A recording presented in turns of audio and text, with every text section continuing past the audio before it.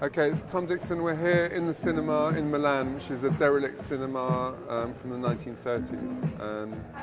So we're using this environment to show the new. And it's nice because you can really see the luminosity of the lights. So I'm going to tell you some stories about the products.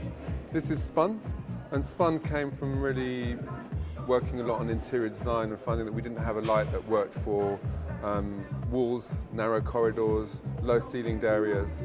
So these lamps are made both as a pendant, but even more as a wall lamp that you can use as a low profile lamp or turn it around to use as one that sticks out a bit more. And you can put them on the wall, but you can also put them on the ceiling, and you can complement it with a pendant. So this really comes from the fact that we're doing more and more interior design, and we're finding missing products. And so this is informed by many projects we did where we had constrained spaces to light.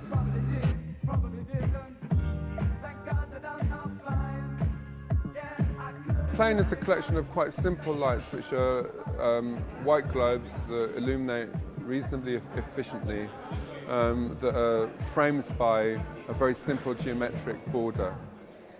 And so we showed this set of pendants last year, and it's been joined by a bigger chandelier and some wall and table lights as well, because it was a popular collection.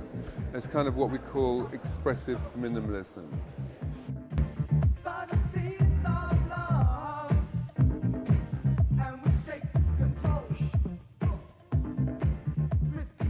So Melt is the one that's been getting the most recognition, and it's the one that is the most photogenic, and it's the one that's really going to take off.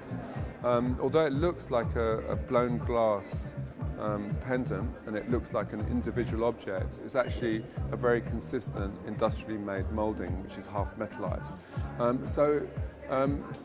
There's some interesting characteristics. One which is that it's half metallized, so it creates these very complex internal reflections, and also that the bottom third is unmetallized, so you can't see it, but the bottom panel is clear.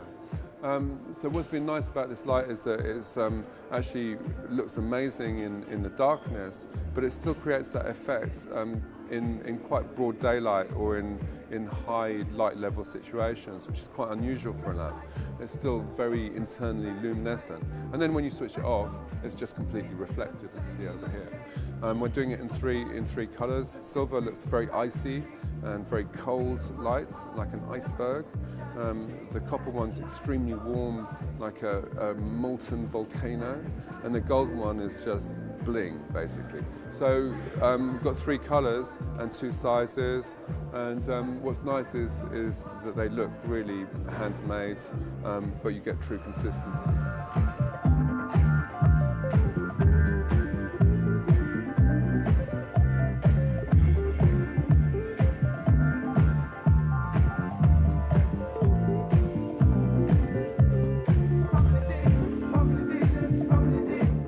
H has been an increasingly important part of the lighting range. I've told this story before, but it's been really an inspiration coming from a factory that made coffee filters, and now we're filtering light. But we needed a bigger etch, and so we've produced this larger version here, and you can see how it makes it a much more interesting cluster for having two sizes of etch.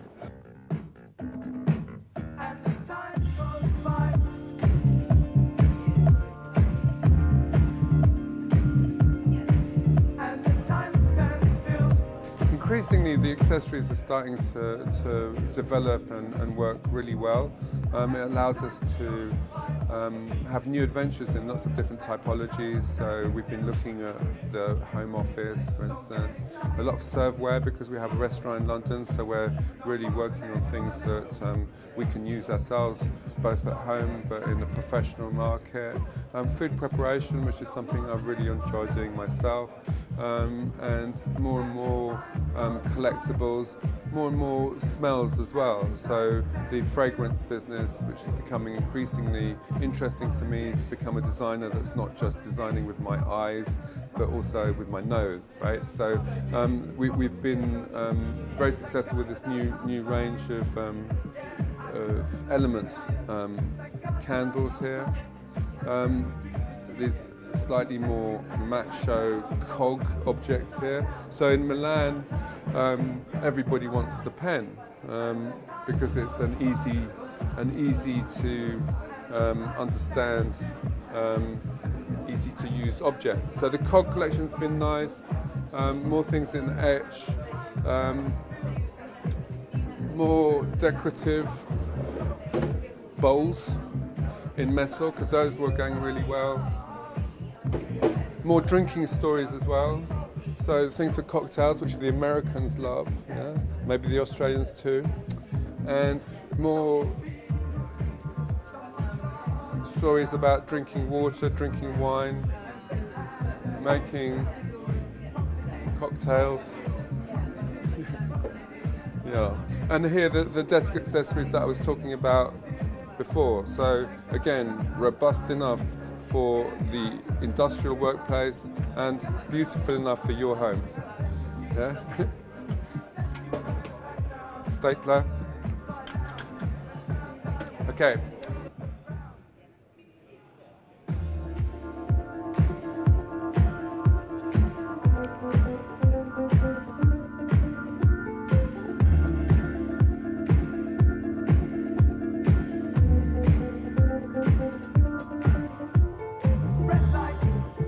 Here we are with Lens, which is a new lamp where we spent an amount of money invested in tooling because we want to be more technologically advanced, partly to stop the copying or slow down the copying, but also because we wanted to make an object that really did pump out the light.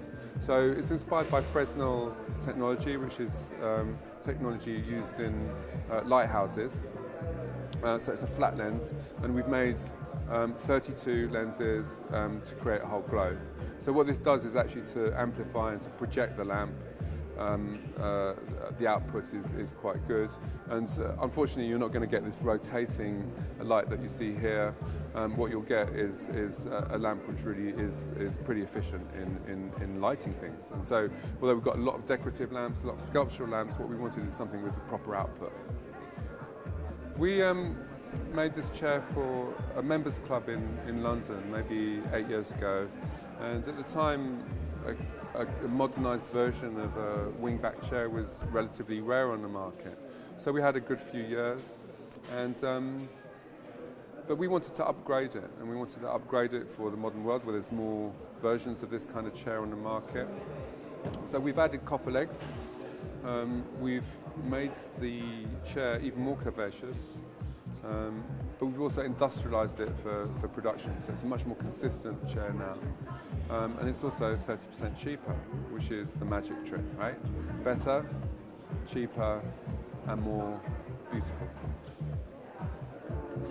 Right, Bell is part of our recent adventures in the hotel business. We couldn't find a lamp that worked in hotel rooms, which was a great table lamp, bedside lamp, floor standing lamp and pendant that worked in a relatively minimal way but was still expressive. So my little buzz phrase at the moment is expressive minimalism, and this is quite a good example of that, where really you're doing the bare minimum in terms of shape, but you're working a lot on the surfaces and making something which looks really balanced. So this collection is informed by products that we can't find on the market.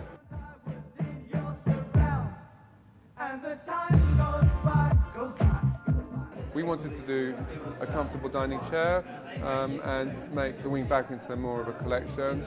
So this is the result. It's a rejig of the Victorian typology, which is called balloon back. So this very express shape here was traditionally called a balloon back. It came in lots of different wood or upholstered typologies. But this is very much a versatile chair, small footprint, so it can be used at dining tables, but also comfortable enough to be used as a complementary chair to the wingback in lobbies or hotel rooms and the rest of it. So again, a product that works well in the home and well in contract. So, you know, for us, the best place to be is that kind of overlap between contract and domestic. And the idea is if you can make something which is robust enough to use in contract and beautiful enough to use in people's homes, that's our sweet spot.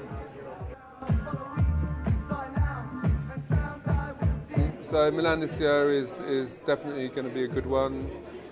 It's been a tough couple of years, particularly for the Italians, so who knows, but there's a general positivity, although nobody's saying they've seen anything really new that they really love. As we've walked around, we've seen a lot of people that have taken on these very glamorous pazzos, which have been great for the design tourism that's happening at the moment in Milan, but not particularly great for people to show products. So the decision to select cinema was really based on the fact that we wanted people to slow down and focus on the stuff that we're showing this year, and it seems to be working really rather well.